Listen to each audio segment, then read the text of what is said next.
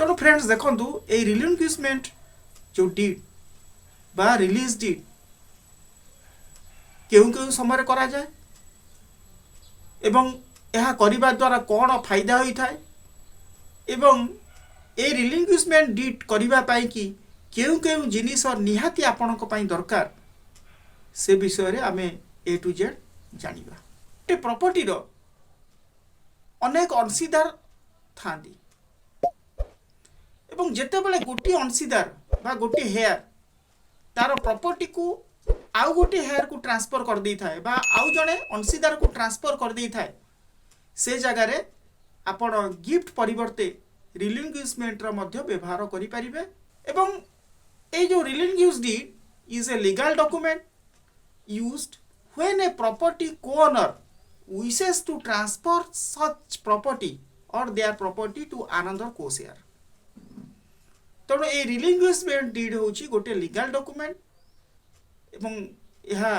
को व्यवहार करा जाए व्यवहार होइथिबा गोटे लीगल डॉक्यूमेंट जेते बेले गोटे प्रॉपर्टी रो को-ओनर से कौन करता है ना आउ जने को-ओनर को तार शेयर को ट्रांसफर कर दी थाए ताकू आमे रिलिंक्विश बोली कहि थाउ रिलिंक्विशमेंट डीड बोली बा रिलीज डीड बोली आमे कहि थाउ। दैट मीन्स कौन करिवे जे रिलीजी बा जे से रिलीजी मीन्स जे से रिलिंक्विश डीड माध्यम रे पाइथिबा व्यक्ति को रिलीजी बोली कहा जाए बा पाइथिबा जो को शेयर को रिलीज बोली रिलीजी बोली कहा जिबा एवं you may be owing the share the रिलीजी may be owing the share in ancestral property by means of relinquishment deed। तेणु जो रिलीज जे पाइबो रिलिंक्विशमेंट माध्यम रे सी एही रिलिंक्विशमेंट डीड माध्यम रे से प्रॉपर्टी को पाई था। फॉर एग्जांपल तेले आपण होय तो बुझी परिबे भलो से मने करो गोटे प्रॉपर्टी अछि एवं से प्रॉपर्टी कोन बापांकर बापा इनहेरिट करते जेजंग ठारू वर्तमान बापा प्रॉपर्टी से संपूर्ण एंसेस्ट्रल प्रॉपर्टी एवं ये एंसेस्ट्रल प्रॉपर्टी रे बापा कौन करछंती ना डाइंग इंटेस्टा न देकी मरिछंती विल फिल करनांती वासियत किंबा विल करनांती से एक्सपर्ट डाइड मरिगले एवं तांकर जो पिला माने अछंती बा बापांकर जो पिला माने पुओ झियो माने अछंती से माने सेही प्रॉपर्टी को भाग बंटना करिया पे कि चाहूचंती। तेणु भाग बंटना करिया पे कि चाहिए जो आमे पार्टीशन सूट फाइल करि थाउ कोर्ट रे हाँ कि नहीं मु पूर्वरु ए रिलेटेड मध्य ऑलरेडी वीडियो अपलोड करि सारी एवं एवं से जो को शेयर माने रहिले बापांकर जो कोन तांका पिला माने जो रहिले से जगह को जो इनहेरिट करिया पाई कि जो को शेयर माने रहिले से माने कौन करिवे ना रिलिंक्विशमेंट डीड माध्यम रे मध्य से प्रॉपर्टी को पार्टीशन करि परिबे। यस मोर 4 गुंठू प्रॉपर्टी अछि बापांकर बापा विल किबा वासियत कारनार रे करि नांती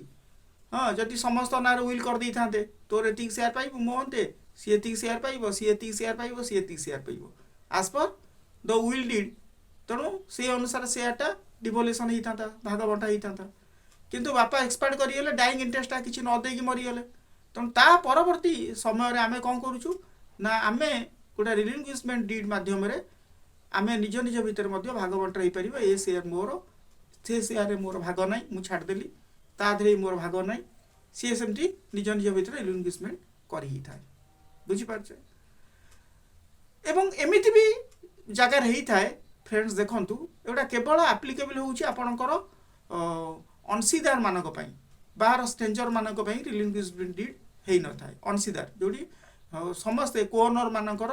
सेठी राइट टाइटल इंटरेस्ट अछि किछि शेयर पाइबा पई कि सेही मानक भितरु जणे कोन अन्य जण को प्रॉपर्टी रिलिंक्विशमेंट मध्य कर दी पारिबो रिलिंक्विशमेंट डीड माध्यम रे। माने करो जणे व्यक्ति जे कि से प्रॉपर्टी रो अंशीदार से हेयर लीगल हेयर किंतु से रिजाइड्स इन अनदर स्टेट आउ कोडी